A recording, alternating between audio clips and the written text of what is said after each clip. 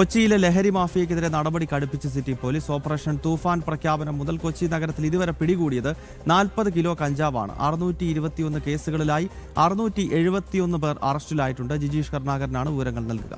ജിജീഷ്, ഈ ലഹരി മാഫിയകളുടെ ഒരു കേന്ദ്രമായി കേരളം മാറുമ്പോൾ അതിലേറ്റവും ഇത്തരം മാഫിയകൾ അഴിഞ്ഞാടുന്നൊരു സ്ഥലമാണ് കൊച്ചി നഗരം എന്ന കാര്യത്തിൽ സംശയമില്ലല്ലോ. കഴിഞ്ഞ കുറേ ദിവസങ്ങളായി എത്രയോ അതിക്രമങ്ങൾ അവിടെ ഈ ലഹരി അടിച്ച ശേഷം സാധാരണക്കാർക്ക് മേൽ ഈ മാഫിയ നടത്തുകയാണ്. ഇതുമായി ബന്ധപ്പെട്ട് എന്ത് നടപടിയാണ് പോലീസിന്റെ ഭാഗത്ത് നിന്ന് ഇപ്പോൾ ഉണ്ടാകുന്നത്?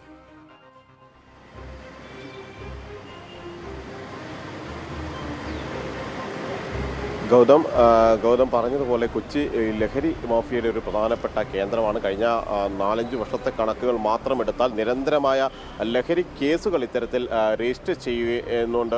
പല കേസുകളിലും ചില ആളുകൾ മാത്രമാണ് പിടിക്കപ്പെടുന്നത്. പ്രധാനപ്പെട്ട കണ്ണികളിലേക്ക് ഒന്നും തന്നെ നീളുന്ന ഒരു അന്വേഷണം ആ ഘട്ടങ്ങളിൽ ഒന്നും തന്നെ ഉണ്ടാകാറില്ല. ഇതിനിടയിലാണ് ഇപ്പോൾ ഓപ്പറേഷൻ തൂഫാന്റെ ഭാഗമായി കൊച്ചി സിറ്റി പോലീസ് ചില നടപടികളിലേക്ക് കടന്നിരിക്കുന്നത്. അങ്ങനെയാണ് ജൂൺ ആദ്യവാരം ഈ ഒരു ഓപ്പറേഷൻ തൂഫാൻ പ്രഖ്യാപിച്ചതിന് ശേഷം ഇതുവരെ മറ്റ് നടപടികളിലേക്ക് കഞ്ചാവ് ഉൾപ്പെടെയുള്ള ലഹരികൾ പിടിക്കുന്ന ഒരു ഘട്ടത്തിലേക്ക് നടപടികളിലേക്കും എല്ലാം തന്നെ അന്വേഷണ സംഘം കടക്കുകയും ചെയ്തത്. 40 കിലോ കഞ്ചാവാണ് ഈ ഓപ്പറേഷൻ തൂഫാൻ പ്രഖ്യാപിച്ചതിന് ശേഷം ഇതുവരെ പിടിച്ചത് എന്നാണ് കൊച്ചി സിറ്റി പോലീസ് പുറത്തുവിടുന്ന കണക്കുകൾ വ്യക്തമാക്കുന്നത്. 621 കേസുകളിലായി 671 പേരാണ് ആകെ ഈ കേസുകളുമായി ബന്ധപ്പെട്ട് അറസ്റ്റിലാവുകയും ചെയ്തിട്ടുള്ളത്. ഒപ്പം തന്നെ MDMA പിടികൂടിയ സംഭവം ഉണ്ടായിട്ടുണ്ട്. ഹാഷിഷ് ഓയിൽ, ബ്രൗൺ ഷുഗർ അടക്കമുള്ള മാരക ലഹരി വസ്തുക്കളെല്ലാം തന്നെ വലിയ പരിശോധനകൾ നടന്ന ഈ ഒരു കാലഘട്ടത്തിൽ അല്ലെങ്കിൽ 2 മാസത്തിനുള്ളിൽ പിടിച്ചിട്ടുണ്ട് എന്നും കൊച്ചി സിറ്റി പോലീസ് വ്യക്തമാക്കുകയും ചെയ്യുന്നു. എന്നാൽ നേരത്തെ നടന്ന ചില ലഹരി കേസുകളുമായി ബന്ധപ്പെട്ട അന്വേഷണം കാര്യക്ഷമമായി മുന്നോട്ട് പോകുന്നില്ല എന്നൊരു പരാതി കൂടി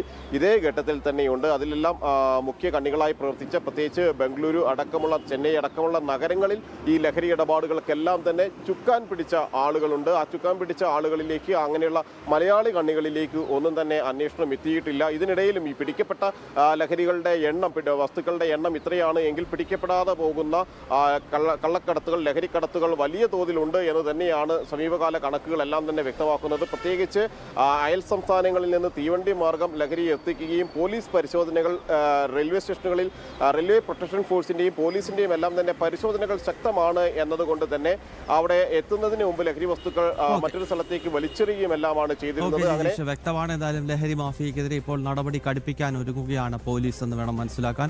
ജിജീഷ് കരുണാകരൻ വിശദാംശങ്ങൾ നൽകുകയായിരുന്നു. ശബരിമലയിലേക്ക് മിൽമയുടെ വ്യാജ നെയ് എത്തിച്ചതിൽ മിൽമ ജീവനക്കാരെ ദേവസ്വം ഉദ്യോഗസ്ഥർ സഹായിച്ചതായി കണ്ടെത്തൽ. ദേവസ്വം ബോർഡിൽ അഡ്മിനിസ്ട്രേറ്റീവ് ഓഫീസർ പദവി വഹിച്ചയാൾ ഇടനിലക്കാരനായി.